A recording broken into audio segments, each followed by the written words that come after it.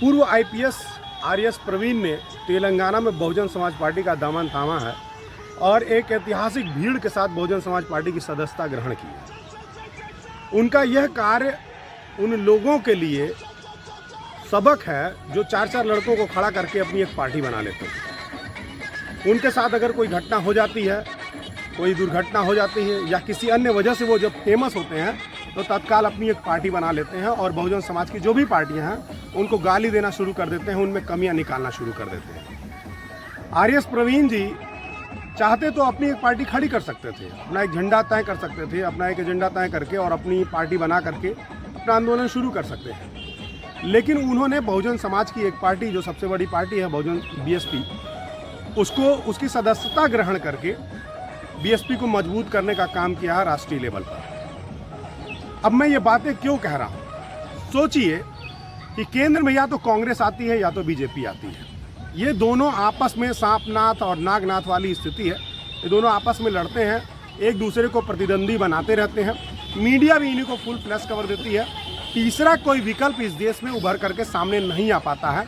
खास करके बहुजन समाज का कोई विकल्प केंद्र की सत्ता में न आ पाए, इस नाते ये पार्टियां आपस में ही एक दूसरे को गाली देती रहती हैं और एक दूसरे को ही नोचती रहती हैं, एक दूसरे का प्रमोशन करती रहती हैं। ये एक मोनोपोली है और इस मोनोपोली को तोड़ने के लिए बहुजन समाज के सभी लोगों को इकट्ठा होना पड़ेगा।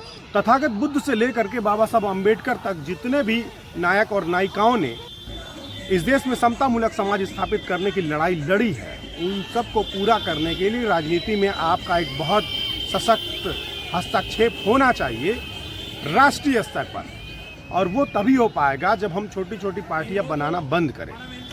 कोई भी व्यक्ति जो छोटी छोटी पार्टियां बना रहा है, भले ही वो बहुजन समाज की बात कर रहा है, असल में वो कुछ नहीं कर रहा। आप ध्यान से देखेंगे तो वो केवल और केवल अपनी ही जाति के जो कुछ वोट हैं उनको तोड़ रहा है और फिर वो बीजेपी से मिल करके अपना गोटी सेट कर ले रहा है। मान्यवर साहब के भी आंदोलन से तमाम लोग निकले, बहुजन समाज के लोग निकले, तमाम एससी ओबीसी नेता निकले, लेकिन आज उनकी स्थिति क्या है?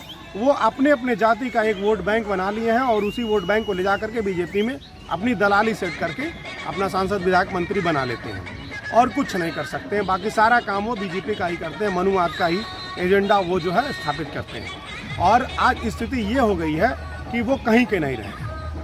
आरएस प्रवीण जी ने जो काम किया है तेलंगाना में बहुजन समाज पार्टी का सदस्यता ग्रहण करके, उन्होंने पूरे देश में बहुजनों के मान सम्मान को ऊंचा किया है और एक संदेश दिया है। उन्होंने मंच से भी ये बात कही कि बहुजनों एक हो जाओ और तेलंगाना में हम लोग बहुजन साम्राज्य स्थापित करते हैं। और इस तरह से उन्होंने पूरे देश के बहुजनों को संदेश दिया है कि छोटी छोटी पार्टी बना करके बंटने की जरूरत नहीं है।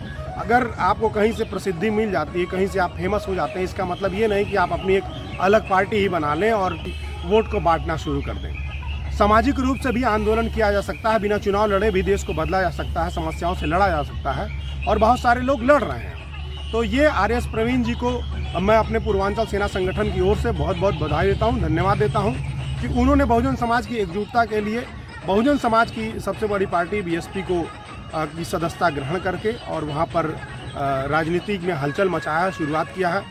उनकी सदस्यता ग्रहण करने के दौरान जो जन समर्थन इकट्ठा हुआ है, उस जन समर्थन को देख करके हर कोई खुश है, कौतूहल का विषय बना हुआ है पूरे देश में। मेन स्ट्रीम मीडिया से ये खबर गायब है और उनकी हिम्मत भी नहीं है कि वो इस भीड़ को दिखा सकें।